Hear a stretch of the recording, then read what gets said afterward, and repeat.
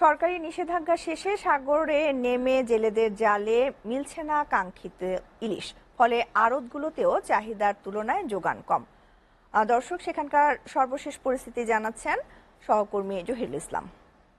ইলিশ সম্পদের প্রজনন মৌসুম সহ ইলিশ সম্পদ উৎপাদন বৃদ্ধির লক্ষ্যে যে বঙ্গোপসাগরে 65 দিনের নিষেধাজ্ঞা চলমান ছিল তা কিন্তু গত 23 তারিখ শেষ হয়েছে। কিন্তু শেষ হওয়ার পরেও আবহাওয়া খারাপ থাকার কারণে জেলেরা কিন্তু সাগর যাত্রা করতে পারেনি। তবে ঠিক একদিন পর কিন্তু সাগরে যাত্রা করেছেন। তবে এখন পর্যন্ত কিন্তু পটুয়াখালীর যে মৎস্য আড়তগুলোতে ইলিশের তেমন উপস্থিতি দেখা যায়নি। তবে জেলেদের সাথে কথা বলে জানা গেছে যে বঙ্গোপসাগরে আসলে তেমন ইলিশ ধরা পড়েনি, এতে জেলেদের যে হতাশ হয়ে ফিরতে হয়েছে।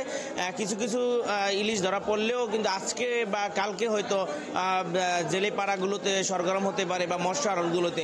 আমরা এখন দাঁড়িয়ে আছি পটুয়াখালী নিউ মার্কেট এলাকায়। এখানে কিন্তু এখন পর্যন্ত ইলিশের তেমন উপস্থিতি দেখা যায়নি। তবে কিছু কিছু ইলিশ দেখা যাচ্ছে যেগুলো স্থানীয় এই বাজারের এই এলাকার নদীর বা নদী নালার যে ইলিশগুলো, বিশেষ করে পায়রা নদী, তেঁতুলিয়া নদী এবং লোহালিয়া নদীর আশপাশে যে নদীগুলো রয়েছে সেগুলোর ইলিশ উপস্থিতি রয়েছে। তার দাম তুলনামূলক অনেক বেশি। তবে যে সমুদ্রের যে বঙ্গোপসাগরের যে ইলিশ, সেই ইলিশগুলো কিন্তু এখন পর্যন্ত বাজারে আসেনি। এখনও জেলেরা এখনও হতাশায় দিন কাটছেন। 65 দিনের নিষেধাজ্ঞার পরে তারা কিন্তু পুনরায় আবার সাগর যাত্রা শুরু করেছিল। সেই হিসেবে কিন্তু তাদের যে একটা আশা নিয়ে সাগর যাত্রা করেছিল, সেই আশা পূরণ হয়নি বা ট্রলার মালিকদের দাবির যে সাগরে তেমন ইলিশ পড়ছে না। তবে স্থানীয় মৎস্য বিভাগ বলছেন যে আবহাওয়া ভালো হলে বা কয়েকদিন পরে জেলেদের জালে ইলিশ পড়া শুরু করতে পারে এবং তখন কিন্তু জেলেরা আবার সেই ক্ষতি কাটিয়ে ওঠার সম্ভাবনা রয়েছে।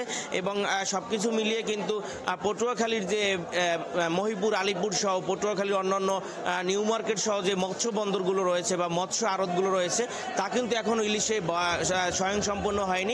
এখনো সেই সরগরম ইলিশের বাজারটি ফেরেনি, এখনো ইলিশ শূন্য রয়েছে বাজারটি। এই ছিল আমার কাছে পটুয়াখালী থেকে সর্বশেষ।